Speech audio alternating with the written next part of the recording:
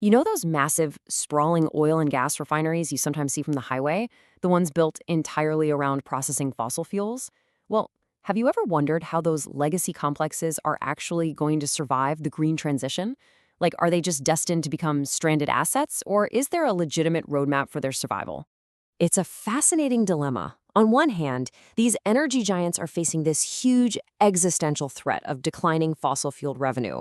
But on the other hand, they are quietly orchestrating a multi-billion-dollar pivot toward clean fuel blends and advanced biofuels. The stakes for the global energy market literally could not be higher. Welcome to The Explainer. Today, we're decoding exactly how the refining sector is making this clean fuel pivot. And we aren't just looking at glossy PR statements here.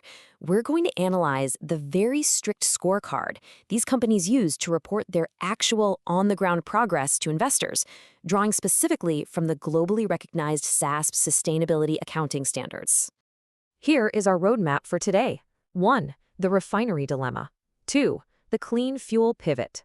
3. Sizing the biofuel market. 4. Tracking the green barrels. And 5. The long-term horizon. Section 1. The refinery dilemma. Adapt or face declines. The SASB standards lay out the exact pressures that are creating massive compliance and operational risks for these companies. Basically, the ground is shifting right beneath their feet. Refineries are facing serious long-term revenue reductions from traditional fuels. And it's coming from a few directions: greenhouse gas mitigation policies, really strict local renewable fuel mandates, and fierce competition from entirely new non-fossil fuel products. They simply have to adapt. Section 2. The clean fuel pivot. Investing in the future. So to offset those potential losses, refineries have to invest heavily in the future. We can track that pivot using the framework established by the SASB standards, which are now part of the IFRS Foundation. This standard forces refineries to provide a totally uniform analytical scorecard to their investors. As it turns out, strict accounting is pretty much the ultimate defense against corporate greenwashing. But what exactly are they pivoting to? Well, the standards highlight a very specific category: advanced biofuels. Now, to qualify for this, these fuels must have a 50% lower life cycle greenhouse gas emission rate compared to traditional gasoline. And crucially, this is a big deal, this definition explicitly excludes traditional ethanol derived from cornstarch, so we are strictly talking about next-generation fuels here. Section 3. Sizing the biofuel market, TAM, and infrastructure. Under the SASB metric EMRM 410A.2, refineries must estimate their total addressable market, or TAM. Think of this as the absolute ceiling. What would the potential revenue be if a single entity captured literally 100% of the global market for advanced biofuels? Establishing this baseline shows investors the sheer, massive size of the financial opportunity. And it's not just about the liquid fuel itself. The standard actually requires tracking revenue from all the associated infrastructure. We're talking about the whole shebang. Money made from retail operations like upgraded fuel stations, joint ventures with the primary producers of the raw materials, and the vital enabling technologies required to even produce these advanced biofuels. The entire supply chain is an opportunity to replace that lost fossil fuel revenue.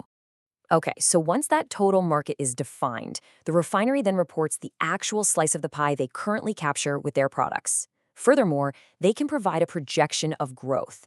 They might estimate the market size in 10 years or detail their target market share over a 3-year time horizon based on a reasonable set of assumptions. This shows us exactly how aggressively a legacy oil company plans to capture the green fuel market. Section 4. Tracking the green barrels, volumes, and blends. Transitioning from financial projections to the actual physical products, metric EMRM 410A.3 requires refineries to disclose the volumes of renewable fuels used for blending. They have to report the net amount they actually produce themselves versus the net amount they simply purchased. Standardized into barrels of oil equivalent, this data is gold. It tells us if a refinery is genuinely transforming its industrial capabilities or if it's just acting as a middleman buying it from someone else to meet quotas. Now, you might be wondering about that word net. The accounting here is incredibly strict. A refinery must subtract any amounts they sell directly or indirectly to independent third parties in arm's-length transactions during the reporting period. Meaning, they can't just buy a massive volume of biofuel, sell it off immediately to another company, and claim they are transitioning their own core fuel blending operations. And that brings us to a really critical rule. There is absolutely no double counting allowed. Interestingly, some local regulatory jurisdictions actually permit volume double counting based on the types of advanced renewable fuels used. But for these specific investor disclosures, refineries are strictly forbidden from doing so. One green barrel equals exactly one green barrel. It ensures total integrity of the data. Section 5, the long-term horizon, R&D for survival. So how do these companies ensure they're still going to be relevant decades from now? Well, the SASB guidelines acknowledge a pretty harsh reality. Finding commercially viable advanced fuel technologies carries incredibly high short-term costs. But here's the thing, these massive R&D investments are not optional. They are absolutely required to secure long-term competitiveness as public pressure against traditional fossil fuels just keeps mounting. Because of this, refineries are highly encouraged to report on vital, non-revenue generating initiatives. Think pilot projects with airlines to develop sustainable aviation fuel, partnerships with ground and marine fleet operators, and direct R&D with vehicle manufacturers. Sure, these aren't making money today, but they are the foundational partnerships necessary to commercialize biofuels tomorrow.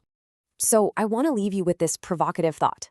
As we watch legacy oil and gas companies navigate this truly historic transition, are these high short-term R&D costs and massive infrastructure pivots the ultimate definitive key to a refinery's long-term survival? By tracking their clean fuel blends through these strict standards, we don't just have to guess anymore. We can literally watch the transition happen, barrel by barrel. Thank you for joining me for this explainer, and keep questioning the data.